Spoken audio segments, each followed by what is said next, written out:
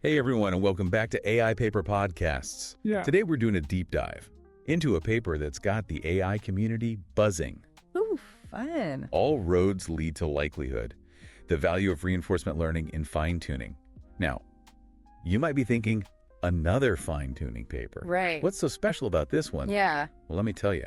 This paper tackles a question that's been puzzling researchers for a while. Okay. Why does this complex two-stage process of reinforcement learning for fine-tuning, or RLHF, actually work better than simpler direct methods like maximum likelihood estimation or MLE? It seems counterintuitive, right? Yeah. After all, RLHF shouldn't really be adding any new information to the mix, so what's the deal? That's the million-dollar question this paper sets out to answer. And the answer they come up with is pretty intriguing. Buckle up, because we're about to take a wild ride. Through information theory, debunked hypotheses, and a novel idea that could change the way we think about fine-tuning. But first, let's give everyone watching a quick summary of the paper's key insights. All right, so for those of you who want the TLDR, here's the gist. This paper dives into the mystery of why RLHF, this seemingly roundabout way of fine-tuning, consistently outperforms more straightforward methods. And what they discover is that it all boils down to something called a generation verification gap. Okay. You see, in a lot of these AI problems, it's actually easier to learn a simple reward model, which acts as a verifier of good outputs, than it is to learn the complex policy that actually generates those outputs. It's kind of like how it's easier to check if a cake is baked properly than it is to bake the cake itself. You can tell if it's done just by poking it with a toothpick, but actually baking it requires knowing all the right ingredients, measurements, and techniques. Exactly. And what the paper suggests is that RLHF might be winning because it cleverly exploits this gap. It first learns a simple reward model, that cake-checking toothpick, and then focuses on finding policies that work well with that simple verifier. It's like RLHF is saying, why waste time exploring all the possible ways to bake a cake when I can just focus on the recipes that pass the toothpick test? Precisely. And this focus on policies that are optimal for these easy-to-learn verifiers might be the secret sauce behind RLHF's efficiency. Now, of course, the paper goes into a lot more technical detail, exploring different hypotheses and conducting rigorous experiments to support this idea. But that's the essence of what they found. So if you're interested in learning more about the generation verification gap and what it means for the future of fine-tuning, stick around for the full deep dive. Okay, so let's unpack this a bit. We've got this two-stage process in RLHF. First, we train a reward model, often using human preferences, to tell us which outputs are better. Imagine we're training a model to summarize news articles. We might show humans two different summaries of the same article and ask them which one they prefer. Right. That feedback is used to train our reward model. Right. Then we use that reward model to guide our RL procedure, as it fine-tunes the policy's parameters. It's like giving the model a coach who says, hey, that summary was pretty good, but try tweaking things this way to make it even better. Makes sense. But here's where things get interesting. Okay. There are actually simpler offline approaches, Yeah. like DPO, that try to directly optimize the policy's parameters based on that preference data. They skip the whole reward model step altogether. And yet, time and again, we see this more complex two-stage RLHF dance, actually outperforming those simpler offline methods. That's the puzzle this paper is trying to solve. So how do they go about cracking this case? Do they start by dusting for fingerprints at the crime scene? Well, not quite fingerprints, but they do delve into some information theory. It gets a bit technical, but the key takeaway is this. You can't create new information just by passing the data through a reward model. So you're saying that theoretically, this extra step of on-policy sampling in RLHF shouldn't be giving us any advantage in terms of the information we have available. Precisely. But in practice, it clearly does give us an advantage. That's why the authors conducted a series of experiments to really get to the bottom of this mystery. Okay, so let's put on our detective hats and dive into those experiments. What did they focus on? They focused on the task of learning to summarize text using preference feedback. Okay. Essentially, they gave the model a bunch of news articles and asked it to generate summaries. Then they used human preferences to train a reward model and fine-tune a policy using both online and offline methods. And I bet they were super careful about controlling for confounding variables, making sure they were isolating the effect of RLHF. You bet. They wanted to make sure they were comparing apples to apples, so to speak, and what they found was pretty compelling, even under these very controlled conditions. The online preference fine-tuning, which is based on RLHF, consistently outperformed offline preference fine-tuning. So that's point one for RLHF. But there's more, right? Oh, there's definitely more. Here's a particularly intriguing finding. Yeah. They took a global reward model trained on the same data as an offline DPO policy and used it to further improve that policy's performance through online DPO. Hold on. So they took a policy that was already trained using offline methods and then boosted its performance. Yeah. By adding this online RL step, even though it was trained on the same data. That's wild. It is, and it suggests that there's something special about these reward models that we haven't fully appreciated. They seem to have some hidden depths that allow them to guide policy optimization in a way that offline methods can't quite replicate. Okay, so we've got this intriguing performance difference. Yeah. But the paper doesn't just stop there, right? Exactly. They actually go on to systematically investigate different hypotheses that try to explain why RLHF is so effective. So let's dive into those hypotheses. What's the first one on the list? The first hypothesis suggests that there's something inherently valuable about the online samples themselves. The idea is that getting feedback on samples that are more likely under the current policy somehow gives you an edge. It's like tailoring the training data to the model's current strengths and weaknesses. Sounds reasonable enough, but I have a feeling the authors weren't convinced. You're right. They point out that from an information theory perspective, these on-policy samples are actually redundant. We can't magically create new information, like actual human preferences, just by sampling from the policy. All the relevant information is already contained in the original dataset, used to train the reward model. So it's like trying to get a clearer picture by zooming in on a photo that's already blurry. You're not adding any new detail, you're just magnifying the existing blurriness. Exactly. Plus, there's no clear mechanism explaining how this on-policy data would uniquely benefit policy optimization, especially when the labels are coming from a reward model. That was trained on the same offline data. It just doesn't add up. Okay, so hypothesis number 1 is out. What's the next suspect on the lineup? The second hypothesis focuses on the potential failings of regularization in offline PFT. The argument is that these methods might struggle to stay close to the reference policy, especially when the preference dataset doesn't have good coverage of the policy space. It's like straying too far from the well-trodden path and getting lost in the wilderness. But the authors have some counter-arguments up their sleeves, right? They do. First off, simply adding a reverse KL regularization to DPO, which is meant to keep the policy close to the reference policy, doesn't completely eliminate the performance gap with online PFT methods. So it's not a magic bullet. Nope. Secondly, some very successful PFT methods don't explicitly regularize to the prior at all. Okay, so there must be something else at play here. Right. And thirdly, this whole issue of regularization isn't even relevant for tasks, where staying close to the reference policy isn't critical. Plus, in all the experiments in the paper, they actually used the same regularizer for both online and offline approaches, and the performance gap persisted. All right, so hypothesis number 2 is looking pretty shaky as well. What's next? Hypothesis number 3 proposes that online PFT might simply have a smoother optimization landscape, Okay. making it easier to avoid getting stuck in local minima. It's like having a well-paved road versus a bumpy dirt road. So maybe online PFT is just finding better solutions, because the terrain is easier to navigate. That's the idea. But remember, the authors used the same optimizer for both online and offline PFT. The only difference was the data. So it's hard to see how online samples would magically make the optimization process smoother. Unless, of course, those samples are somehow adding valuable constraints to the search space, making it easier for the optimizer to find good solutions. That's a clever refinement of the hypothesis, and it builds on the idea of computational statistical gaps. Basically, the argument is that additional samples, even if they're technically redundant in terms of information, can make it computationally easier to find a solution. It's like having more puzzle pieces filled in. Even if those pieces don't technically reveal any new information, got the overall picture, they just make it easier to see what you're working with. Exactly. But the authors put this to the test with something they call prompt augmentation. Cool. They basically added a bunch of prompts from the SFT data set to the online PFT training data. The idea being that these redundant prompts would help the optimizer find better solutions. Drum roll, please. No dice. The extra prompts barely budged the needle in terms of win rate. So another hypothesis bites the dust. This is getting intense. We've ruled out 3 suspects already, and we're only halfway through the episode. Don't worry, we're getting closer to the truth. But first, we need to examine 2 more hypotheses. Are you ready for the next round of detective work? Absolutely. Bring on the next suspect. All right, so we've ruled out 3 potential explanations for RLHF's dominance.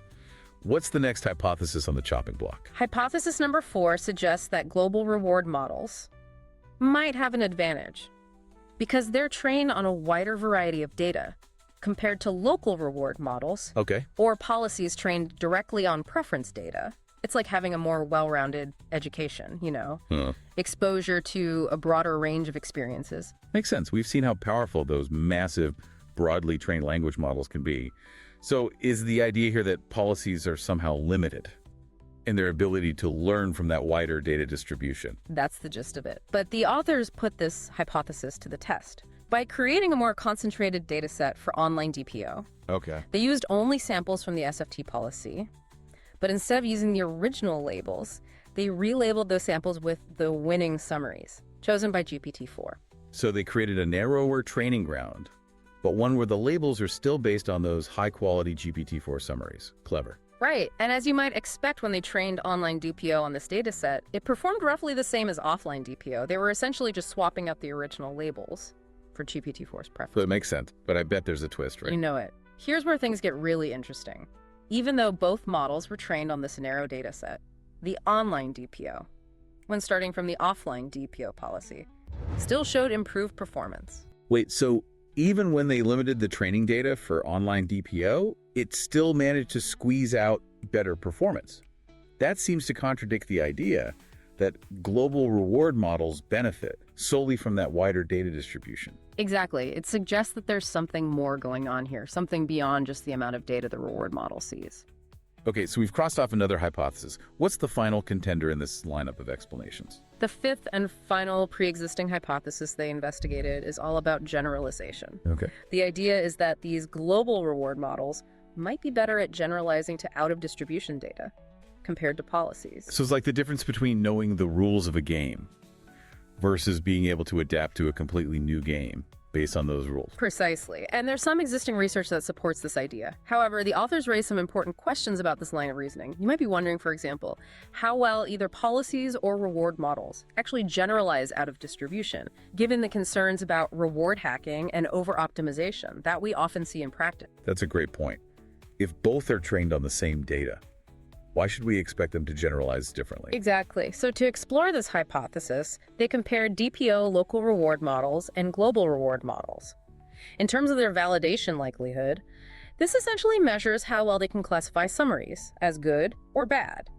Based on data from the same distribution as the training data, it's a way to assess their in-distribution generalization abilities. So a measure of how well they've learned the patterns of the data they've seen before. Right, and their findings were pretty consistent. They found that using a global reward model resulted in better validation accuracy than using a local reward model. And using a local reward model was better than using a DPO reward model, which optimizes a local reward model with regularization. So it seems like going from global to local to DPO, we're gradually hindering the model's ability to accurately classify those summaries. Exactly. But what about generalization to truly out-of-distribution data? To test this, they evaluated the models on a task called Best of N, or BON for short. Imagine you give the model a prompt and ask it to generate multiple summaries. Then the model has to rank those summaries and pick the best one. So it's not just about generating good summaries, it's about being able to discriminate between them and pick the best of the bunch. Precisely. It's a way to assess how well the models can identify high-quality summaries, even when they haven't seen summaries for that specific prompt during training. And what they found was that as they increased the number of summaries generated per prompt, that N in Best of N, the models that did better on the in-distribution validation task also tended to do better on the BON task. Interesting. So a stronger understanding of the training data seems to correlate with better performance on these out-of-distribution tasks. That's the suggestion. But this still doesn't explain why there's a difference in in-distribution performance to begin with. It seems we've solved one mystery only to uncover another one lurking beneath it. Sounds like we're finally ready to hear about the paper's own hypothesis for why RLHF works so well. Okay, here it is. The authors proposed that the key to understanding RLHF's success lies in something they call the generation verification gap. All right, let's break that down. What exactly is this generation verification gap? It's actually a pretty intuitive concept. Think about it this way. In many problems, particularly in computer science, it's much easier to verify a solution than it is to actually generate one. Okay, I can see that. It's easier to check if a Sudoku puzzle is solved correctly than it is to solve it yourself right. You just have to look at the numbers and see if they follow the rules. Perfect analogy. And that same principle seems to be at play here.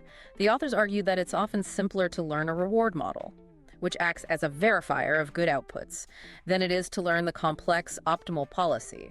That actually generates those outputs. It's like the reward model is checking the Sudoku puzzle, and the policy is the one sweating over the grid, trying to find the solution. So the reward model is like our trusty Sudoku checker, and the policy is the one racking his brain, trying to find all the right numbers. I like it. But how does this gap between generation and verification actually lead to better performance for RLHF? Well, here's where things get really interesting. This gap, along with a special property of the reward model class, leads to the paper's core hypothesis. Online PFT is a form of proper policy learning. Okay, proper policy learning sounds very official. Can you unpack that for us? Think of it this way. You have this vast landscape of all possible policies, right? That's like the improper learning space. Yeah. But within that vast landscape, there's a smaller, more manageable subset of policies that are optimal for relatively simple reward models. Okay. Those are the proper policies. It's like finding the sweet spot within a much larger search space. So it's like saying, instead of trying to find the best cookie recipe, out of all possible combinations of ingredients, we're going to focus on the recipes that have already been proven to work well. With a specific type of chocolate chip, we're narrowing our focus to a smaller, more promising set of possibilities. Exactly. And what the paper suggests is that online PFT, by first learning a simple reward model, effectively narrows its focus to this smaller, proper set of policies. It's like saying, why waste time searching through all the possible cookie recipes when I can just focus on the ones that work well with these particular chocolate chips? So RLHF is basically working smarter, not harder. That's a great way to put it. It's taking advantage of this generation verification gap to streamline the search for good policies. Offline PFT, on the other hand, is stuck slogging through the entire improper space, trying to find a needle in a haystack. No wonder it's less efficient. Okay, so that's the theory. But did the authors actually find any evidence to support this idea of proper policy learning? They did. And they didn't just propose this hypothesis, they put it to the test. They designed some really clever experiments specifically to see if they could disprove it. And they came up empty-handed. Always a good sign when your hypothesis can stand up to that kind of scrutiny. Right. One experiment they did was to look at the relationship between the size of the global reward model and its performance on the best event task we talked about earlier. Remember, their hypothesis hinges on the idea that verification is simpler than generation. So if their hypothesis is true, we should be able to use a smaller reward model without sacrificing performance, right? Exactly. And that's precisely what they found. Using a global reward model that was significantly smaller than the policy led to nearly identical bond performance, compared to using a reward model that was the same size as the policy. In fact, using an even bigger reward model didn't seem to help much either. It's like there's a certain level of complexity needed for the verifier, and going beyond that doesn't really buy you anything. Exactly, but to really put their hypothesis through the ringer, they designed experiments to try and close this generation verification gap. If the gap vanishes, online PFT should lose its edge. Makes sense. So how did they try to close the gap? First, they drastically simplified the generation task. They reduced the output length of the summaries from around 50 words down to just 2 words. Wow, that's a huge simplification. It's like going from writing a novel to coming up with a tweet. Right. And as you might expect with this much simpler generation task, the gap between online and offline PFT all but disappeared. So when generation and verification are roughly equal in complexity, online PFT doesn't offer much of an advantage. Exactly. Their second approach was even more ingenious. They chose a reward function where the optimal policy could be easily extracted. RLHF. RLHF basically measures how many words the model summary shares with a reference summary. So if you know the reference summary, you essentially know the optimal policy. There's no need for any complicated RL dance. Right. And again, when they used RLHF as their reward function, they found that online PFT didn't improve the performance of offline PFT. Score another point for the generation verification gap hypothesis. So does the amount of preference data affect this gap at all? That's another great question. Theoretically, if you had enough data to perfectly define the optimal policy, the advantage of online PFT should vanish. To test this, they varied the amount of data used for training and found that even with a relatively small fraction of the full data set, there was a consistent win rate gap between online and offline PFT. So this suggests that even with more data, the benefits of online PFT are likely to persist. Fascinating. Isn't it? There's one more piece of this puzzle I think is worth highlighting. Okay. The authors also explore why it's harder to learn a policy than a reward model, even when they're technically what's called isomorphic. Okay, remind us what isomorphic means in this context. It sounds a bit intimidating. Don't worry, it's not as complicated as it sounds. In simple terms, isomorphic means there's a one-to-one mapping between policies and reward models. You can think of it like translating. Between two different languages that have the same expressive power. In theory, you should be able to go from a reward model to its optimal policy, and vice versa, without losing any information. Okay, so it's like translating between, say, English and Spanish. They both allow you to express the same ideas, just with different words and grammar. Exactly. But the authors point out that just because a mapping exists doesn't mean it's equally easy to go in both directions. It turns out that going from a reward model to its optimal policy requires solving a really difficult reinforcement learning problem. So it's like trying to translate from English to, say, ancient Egyptian hieroglyphics. It's possible, but it's going to require a lot more effort and expertise. Right. But going in the other direction, from a policy to its corresponding reward model, is much simpler. So even though they're isomorphic, there's an asymmetry in how difficult it is to learn them. And that, in a nutshell, is why it's harder to learn a policy directly than it is to learn a reward model and then use that to guide policy learning. You got it. It's like the reward model is holding the key to a simpler path through the policy space. And online PFT is the method that's figured out how to use that key. This is all so fascinating. We've covered a lot of ground. From information theory to experimental results to this mind-bending generation verification gap, I'm eager to hear what implications this might have for the future of fine-tuning. Me too. And that's exactly what we'll delve into in the final part of our deep dive. Stay tuned. Okay, we've explored the evidence for this generation verification gap. Now let's talk about the big so what. What does this insight actually mean for the future of fine-tuning? Well, it suggests that as we develop even more complex AI systems, the kind capable of long-range planning, sophisticated reasoning, and nuanced decision-making, the benefits of RLHF-like methods might become even more pronounced. Because those complex systems would likely have an even bigger gap between generating a solution and verifying one. Exactly. Think back to that Sudoku analogy. As the puzzle gets larger and more intricate, the difference between solving it and checking a solution becomes even more stark. The same logic applies to AI. The more complex the task, the harder it is to find a good policy directly, and the more valuable those simple verifiers become. So we might be looking at a future where RLHF becomes the go-to method for fine-tuning these superpowered AI systems. That's certainly a strong possibility. Of course, there's a lot more research to be done. The authors themselves highlight several really interesting avenues for future exploration. Okay. One area they point to is using techniques from mechanistic interpretability to get a better understanding of the circuit complexity, of reward models and policies. So it's like peering under the hood to see what's actually happening inside these models when they learn right. Trying to understand why those simpler reward models are so effective at guiding policy search. Precisely. Another crucial direction they highlight is ensuring that our reward models can accurately represent human preferences, which is trickier than it sounds. Because human preferences can be so messy and complex, right? Yeah. We're not always perfectly rational or consistent in our judgments. Exactly.